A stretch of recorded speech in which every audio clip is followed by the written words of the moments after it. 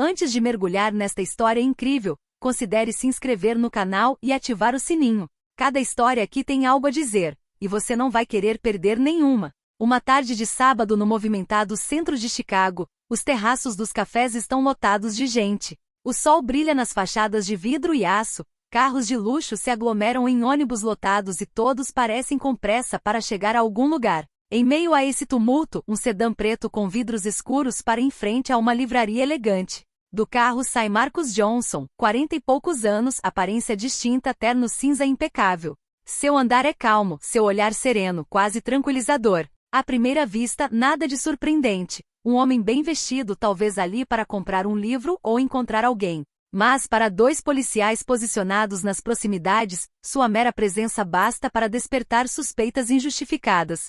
Olha isso, um deles sussurra para seu colega. Um negro saindo de um carro desses?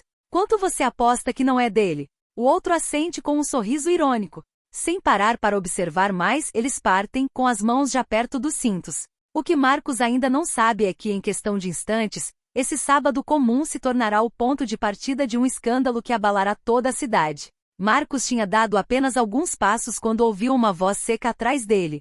Senhor, pare imediatamente. Ele se virou. Dois policiais se aproximavam com passos firmes, olhares desconfiados. Ao redor deles, os transeuntes diminuíam o passo intrigados. Seus documentos de identidade imediatamente, ordenou o primeiro oficial, um homem alto e de rosto fechado. Marcus franziu a testa ligeiramente, mas permaneceu educado. Posso saber por que você está me prendendo? O segundo agente zombou. Recebemos uma denúncia. Você corresponde à descrição de um suspeito. E este carro, ele apontou para o sedã estacionado atrás de Marcus, gostaria de ver a quem realmente pertence. Um murmúrio percorreu a pequena multidão que começava a se formar. Alguns transeuntes discretamente sacaram seus celulares. Marcus respirou fundo.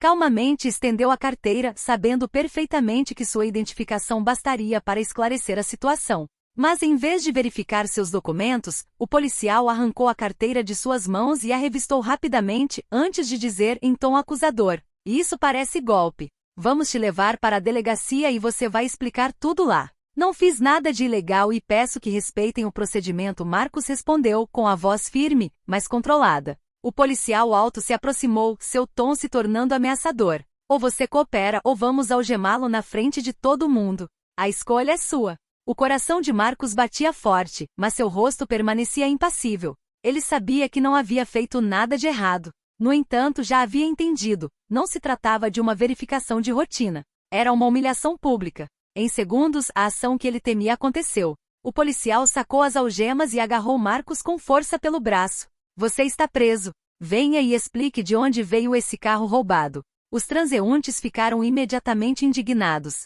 "Mas ele não fez nada", gritou uma mulher do terraço do café. "Nós o vimos chegar silenciosamente, deixem-no em paz", acrescentou um jovem com o telefone na mão. Marcus sentiu os olhares pesados sobre ele, as câmeras apontadas, os sussurros cada vez mais altos. Ele, o homem sóbrio e respeitado, viu-se exposto como um criminoso, com os pulsos amarrados, a honra pisoteada. Ele cerrou o maxilar e tentou manter a calma. "Senhores, o que vocês estão fazendo é um erro grave. Minha identidade está clara, e este carro é legalmente meu." Mas suas palavras se perderam no tumulto. O segundo policial, irritado com sua dignidade, empurrou-o rudemente em direção ao veículo. "Entre e fique quieto. Você vai falar com a polícia." A multidão reagiu fortemente. Alguns gritaram: "Você devia se envergonhar." Outros filmaram mais de perto, chocados com a brutalidade desnecessária. Marcus, por sua vez, baixou os olhos por um instante. Não por submissão, mas para conter a raiva que fervia dentro dele. Pois ele sabia de uma coisa: mais cedo ou mais tarde, a verdade viria à tona, e quando esse dia chegasse, não seria ele, mas seus agressores uniformizados, que teriam que responder por isso. O carro da polícia acelerou pelas ruas. No banco de trás, Marcus, algemado, olhava pela janela escura. Seu reflexo refletia uma imagem que parecia irreal: um homem respeitável, tratado como um criminoso diante do mundo. Dentro da cabine, os policiais brincavam entre si. "Aposto que ele vai inventar alguma história incrível? Tipo advogado ou médico. Esses caras sempre dão desculpas. Mas agora ele vai passar por maus bocados." Marcus fechou os olhos. Não precisava responder. Logo suas próprias palavras se voltariam contra eles. Ao chegar à delegacia, os policiais o levaram abruptamente para o andar de baixo. Lá dentro, a recepção foi fria. Nenhuma verificação imediata de sua identidade, nenhuma presunção de inocência. Ele foi levado diretamente para uma sala de interrogatório. O quarto estava escuro, iluminado por uma única luminária pendente. Marcos sentou-se, ainda algemado. À sua frente, um dos policiais cruzou os braços e gritou: "Tá, vamos lá, admita. Você roubou aquele carro, não foi?" Marcos sustentou o olhar dela sem piscar. "Não, este carro é meu. E se você se desse ao trabalho de verificar, perceberia." O outro policial bateu na mesa com a palma da mão. "E chega! Você acha que somos idiotas? Um negro num sedã de luxo? Isso não faz sentido. Quem você acha que está enganando?" Um silêncio pesado seguiu-se a essa frase. Marcos respirou fundo e respondeu em voz baixa, mas firme: "Você é quem está errado. E quando a verdade vier à tona, você entenderá o quanto seus preconceitos lhe custaram." Naquele exato momento, a porta da sala se abriu. Um tenente entrou segurando um arquivo nas mãos. Seu rosto, inicialmente neutro, congelou enquanto lia as informações à sua frente. Seus olhos se voltaram do papel para Marcos e depois para os policiais. A primeira rachadura tinha acabado de aparecer. O tenente permaneceu imóvel por alguns segundos com o olhar fixo no arquivo. Suas mãos tremiam levemente, revelando um desconforto incomum.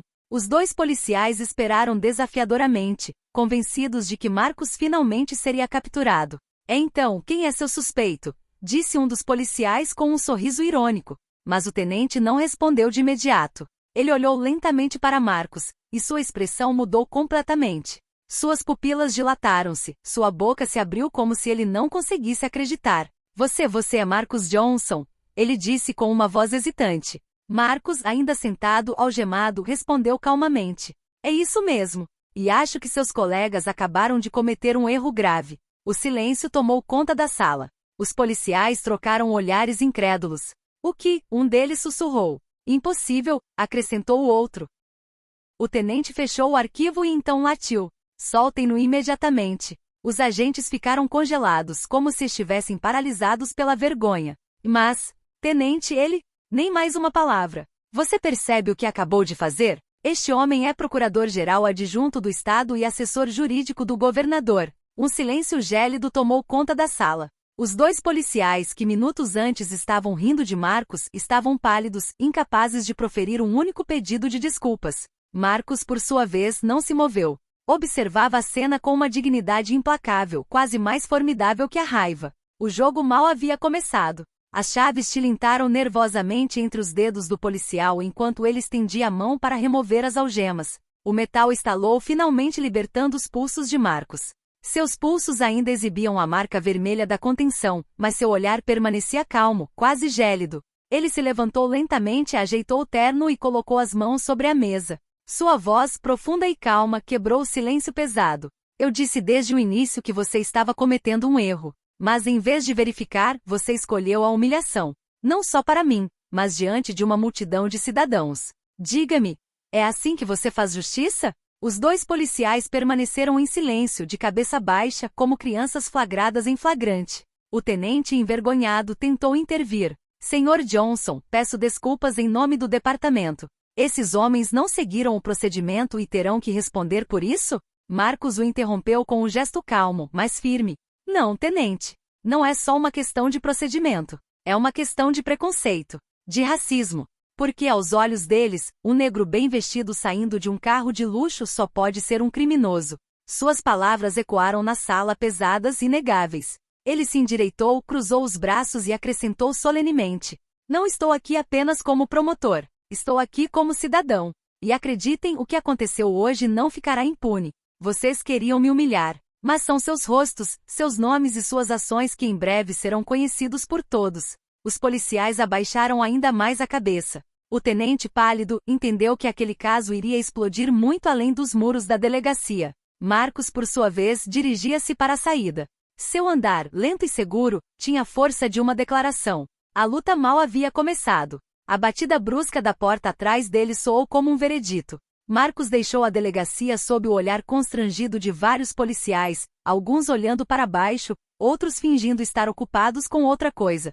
A notícia de sua prisão já começava a circular pelos corredores, e todos entendiam que era apenas uma questão de tempo até que o caso se tornasse um escândalo. Lá fora, o ar frio batia em seu rosto. A multidão que se reunirá antes não se moveu. Câmeras de celular o focalizaram assim que ele apareceu. Murmúrios se ergueram.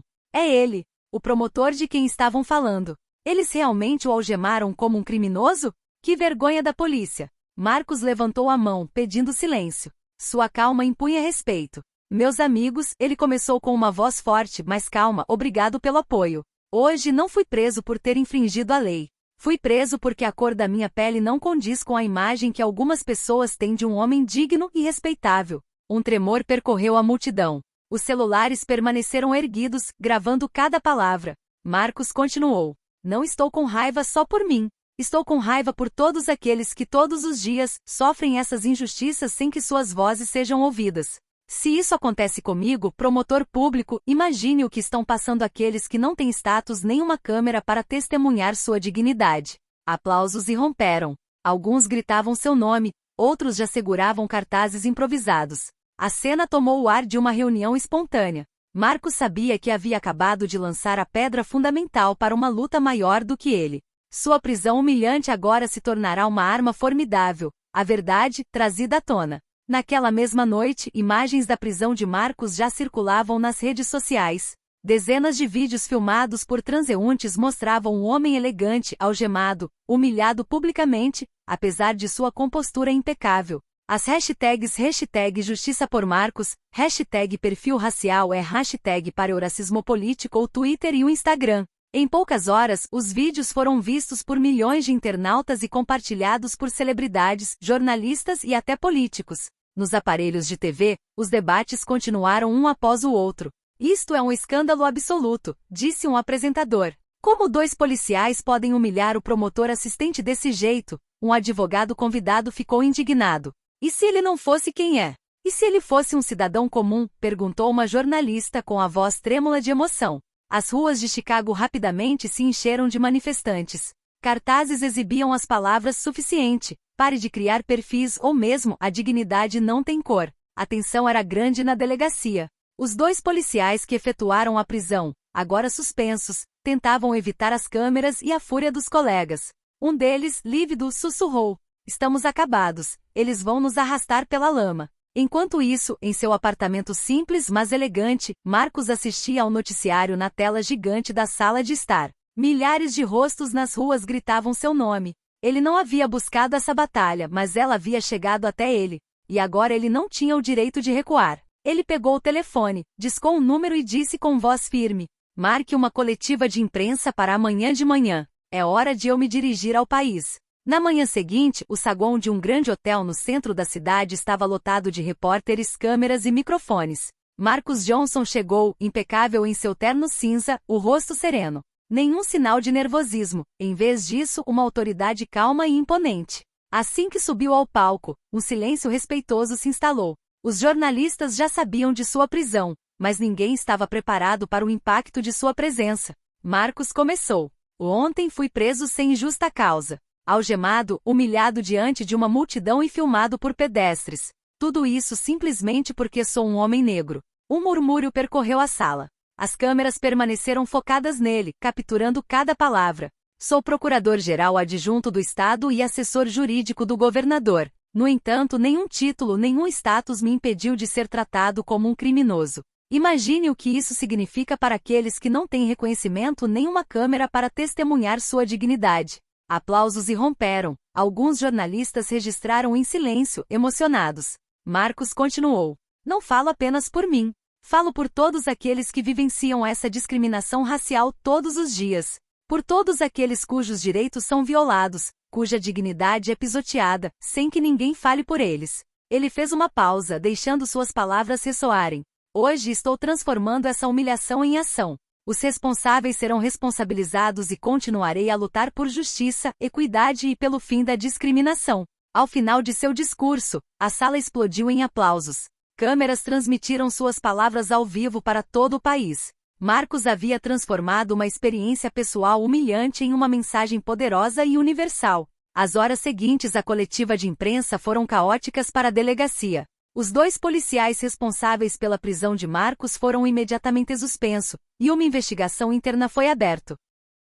Os superiores perceberam que o vídeo do incidente se tornaria viral, e nenhuma quantidade de desculpas desajeitadas acalmaria a indignação pública. Manifestações espontâneas ocorreram nas ruas de Chicago. Milhares de cidadãos ergueram cartazes: "Justiça para Marcos, acabem com a discriminação racial, a dignidade não tem cor." A cidade inteira parecia vibrar ao ritmo da raiva e da indignação. As mídias sociais amplificaram a história ainda mais rapidamente. Todos os meios de comunicação locais e nacionais noticiaram a humilhação de Marcos, e a atenção dada à sua mensagem de justiça e dignidade o transformou em um símbolo. Figuras públicas, ativistas e celebridades saíram em sua defesa, denunciando a discriminação racial e pedindo reformas. Mesmo dentro da administração local, as discussões foram acaloradas. Líderes políticos entenderam que uma ação rápida era necessária para limitar a crise, mas também para apoiar uma reforma real das práticas policiais. Marcos, por sua vez, não se contentava com a satisfação da justiça imediata. Ele organizou mesas redondas, campanhas de conscientização, se reuniu com grupos de direitos civis. O que começara como uma humilhação pública estava se transformando em um movimento por reformas. E na delegacia, os 2 policiais, agora isolados, perceberam que seus preconceitos haviam desencadeado muito mais do que um simples erro. Eles haviam despertado uma cidade inteira e evidenciado um problema sistêmico que eles não podiam mais ignorar. Poucos dias depois, Marcos estava de volta ao seu escritório, atrás de sua grande mesa de madeira, observando a cidade através da grande janela saliente. O sol se punha suavemente e as luzes de Chicago começavam a cintilar. Ele se lembrou daquele sábado quando tudo havia mudado: a prisão injusta, a humilhação pública, os olhares dos transeuntes e da polícia. Tudo havia sido brutal, mas ele conseguirá transformar tudo em força.